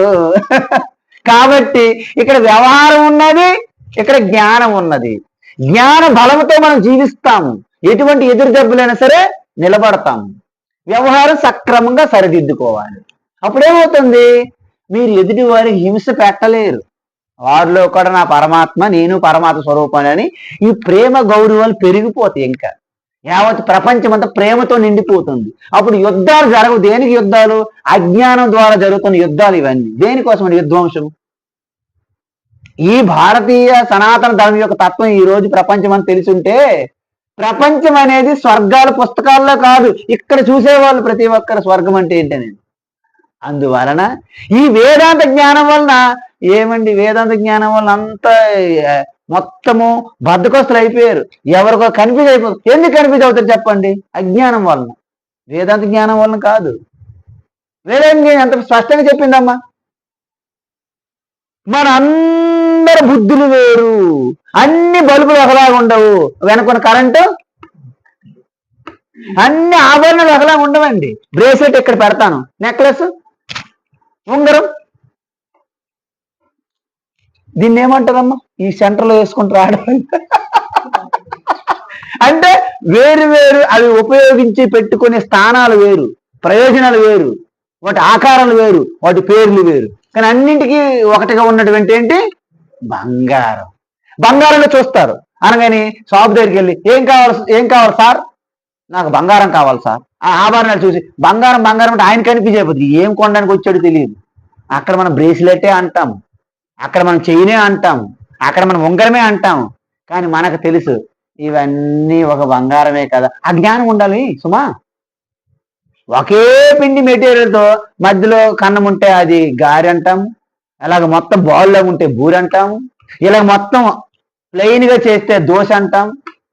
పేర్లు వేరు కానీ మెటీరియల్ అమ్మగారు తెలుసు. రాత్రి ఇడ్లీ మిగిలిపోతే ఉదయం ఉప్మా చేసి పెట్టేస్తారు. మీరేమనుకుంటారు? ఉప్మా ఓ సంబరాలు పడిపోతారు. అది నిన్నటి ఇడ్లీ అనుకుంటుంది ఆవిడ తెలుసు, జ్ఞానం ఉంది బాగా. అవునా కాదా? సో ఇక్కడ మనం నామరూపాలు విడిచిపెట్టగలిగితే జ్ఞానము ద్వారా బయట మీరు కాదు. అందువలన ఈ ప్రపంచం మాయమైపోయిందంటే మీరు బిల్డింగ్లు మొత్తం తగలబెట్టడం కాదు, ఇవన్నీ క్షణికము, ఇవి శాశ్వతము కాదు. మరి ఏంటి శాశ్వతము? నేను అనే ఒక స్ఫురణ. ఆధార్ కార్డులో ఉన్న ఇన్ఫర్మేషన్ అంతా అశాశ్వతము, తాత్కాలికము. శుద్ధమైన నేను అనే ఒక తెలివి ఉన్నది చూడండి, అదే పరమాత్మ. ఆ పరమాత్మ సకల ప్రాణుల్లో ఉన్నది కాబట్టి అంతర్యామిగా పరమాత్మ గుర్తించాలి. అంతర్యామి లసిత సొలసితం అంటారా లేదా అన్నమయ్య పాటల సినిమాల్లో? ఆ అంతర్యామిని గుర్తించడం. అది ఎలా గుర్తిస్తారు? జ్ఞాన చక్షుష, అది జ్ఞాన నేత్రం అంటారు. మన నేత్రంలో మనకు తెలుసు 2 నేత్రాలు, కానీ జ్ఞాన నేత్రం బయటికి కనిపించేది కాదు. ఈ 3వ నేత్రం మనకు బయటికి కనిపించి తెలియదు కాబట్టి మన కోసం అని ఇక్కడ శివునికి 3వ నేత్రం పెడతారు. అంతే తప్ప 3 నేత్రాలు తెలియదు రాడు ఆయన పాపం. పోనీ 3వ నేత్రం వెనక పెట్టే మనకి ఎలా తెలుస్తుంది? అందుకే నేత్రాల మధ్యలో పెట్టిస్తే పని అయిపోతుందని ఇక్కడ పెట్టేసి. సో ఇవన్నీ కూడా ఒక సింబాలిజం అనమాట. ఆ 3వ నేత్రం ఎవరండి? మీరే. ఎప్పుడు ఆ జ్ఞాన చక్షుష మీరు మూసి ఉన్నది ఇప్పుడు అంతా, ఎప్పుడు జన్మ నుంచి మూసి ఉన్నది. అలాగా ఎప్పుడు తెరుస్తారో పాపం అలా వెయిట్ చేస్తున్నారు. ఎప్పుడైతే ఆ 3వ నేత్రం తెలిసింది అనుకోండి, ఏమవుతుంది? మన్మద దగ్ధం. మన్మద అంటే ఏంటి? మన భ్రమ, మన కోరికలు, మన కామనలు ఇవన్నీ కలిపి మన్మద. అందువలన ఈ 3వ నేత్రం జ్ఞాన నేత్రం మీకు తెలిసింది అనుకోండి, మీ కోరికలు అజ్ఞాన పంచులైపోతాయి. అందుకే ఆ మన్మద దగ్ధం అవుతుంది చూసారా పురాణాల్లో. అందువలన మనం ఎంతకాలమని వెతుకుతామండి త్రిశూలం పట్టుకుని శివుని? మీ హృదయస్థంలో శాంతి మంగళకరమైనటువంటి శివుని దర్శించండి, అప్పుడు మొత్తం జగత్తంతా మీకు శవము శ్మశానం అవుతుంది. అందుకే శివుడు ఎక్కడ కాపలా కాస్తాడని చెప్తారు పురాణాల్లో. శ్మశానం అంటే ఏంటి? ఇది. ఈ శ్మశానంలో కాపలా కాస్తాడు పాపం ఆయన. శివరూపంలో ఉన్నాడు, శివ కాపలా కాస్తాడు కాబట్టి శ్మశానానికి ఇదంతా అమంగళము, కానీ లోపల ఉన్నది మంగళము. మీరు మంగళం పట్టుకుంటే ఈ అమంగళం కూడా మరి ఉండదనమాట. ఎందుకు? అదే సత్యము. ఇదంతా ఒక మెరుపు తీగలాంటిది. అమ్మ మెరుపు తీగ జూ నిలిపో, ఇంకెక్కడ మెరుపు తీగ అవుట్, మళ్ళీ మెరుపు తీగ అంటే మళ్ళీ తీగ. మీకు కనిపించి ఇదంతా మెరుపు తీగే. ఈ శరీరాన్ని మనం గమనిస్తే ఈ ప్రపంచమంతా శరీరం యొక్క ప్రతిరూపమే. దీన్ని మైక్రో మోడల్ అంటారు, ఈ ప్రపంచాన్ని మ్యాక్రో మోడల్ అంటారు. ఇది వెష్టి, ఇదంతా సమష్టి. ఓకేనండి? ఈ విధంగా ఏకంచ సర్వం ఆత్మానం ఈక్షతే దర్శిస్తుంటారు. ఎలా? సర్వభూతస్తమాత్మానం సర్వభూతాని చాత్మని ఈక్షతే యోగయుక్తాత్మ సర్వత్ర సమదర్శన. అప్పుడు అంత ఆత్మస్వరూపమే. ఎలాగైతే నీటి మీద మనకు దృష్టి ఎప్పుడైతుందో జ్ఞాన దృష్టి, ఇక కెరటాలు అలలు బుడగల మీద మీరు వ్యామోహం అది ఉండదు. మీకు అంత నీరేగా, అంత బంగారమేగా, ఇంకా ఆభరణాలు ఏంటి? అంత చెక్కేగా. ఈ ఫర్నిచర్ బాగుంది, ఈ ఫర్నిచర్ ఏమండి వదిన గారు, మీ ఫర్నిచర్ చాలా బాగున్నది. ఏం ఫర్నిచరు? అంత చెక్కేగా అని మీరు అనుకుంటారు. లోపల ఆవిడ ఫర్నిచర్ మీద దృష్టి మీద మీకు నవ్వు వస్తుంది. ఈ విధంగా జ్ఞాన చక్షుష, ఏమని వ్యవహారంలో మీరు చూడొద్దులుగా, జ్ఞాన నేత్రం ద్వారా చూస్తారన్నమాట. ఎవరు? సమ్యక్ విజ్ఞానవాన్ యోగి. ఈ పుట్టుమస్తర శాస్త్రాలు, పామిస్ట్రీ ఇవన్నీ చెప్తారు కదండి, వాళ్ళు కాదు. సమ్యక్ విజ్ఞానవాన్ యోగి, ఆత్మజ్ఞానంతో కలిగి ఉన్న యోగులు. ఇక్కడ మామూలు యోగులు కాదు. ఇక్కడ చక్రాసనాలు శిరసాసనాలు వేసుకుని యోగులు బోల్డ్ మంది ఉన్నారు. ఈ నల్లి శాస్త్రము, పేని శాస్త్రము, బల్లి శాస్త్రం చెప్పిన చాలా మంది జ్ఞానులు ఉన్నారు. యోగులందరూ వాళ్ళు కాదు. విజ్ఞానవాన్ యోగి, ఆత్మని అపరోక్షంగా ఎటువంటి మీడియం లేకుండా దర్శించే యోగులు, యోగినిలు. యోగి అంటే ఒక్క యోగులు అంటున్నాం కదా, అమ్మాయి అందరూ మగవాళ్ళే కదా, మాకేమిటి అని ఊరుకోకూడదు ఆడవాళ్ళు. ఇక్కడ ఆడ మగ ఉండదు ఆత్మస్వరూపానికి. ఊరికే ఉపాధిలో భేదం, భిన్నం. మనము విభజించి లేము, కానీ భిన్నంగా కనిపిస్తున్నాం. అర్థమైందండి? ఈ విధంగా దర్శించినప్పుడు మీకు ఆత్మ నుండి సర్వం జగత్తు లయమైపోతుంది. సమయం అయిపోయిందా? ఇప్పుడు నెక్స్ట్ వచ్చే వారము ఇక 48వ శ్లోకం చూద్దాం. మళ్ళీ కలుద్దాం. హరి ఓం తత్సత్. సర్వం శ్రీకృష్ణార్పణమస్తు.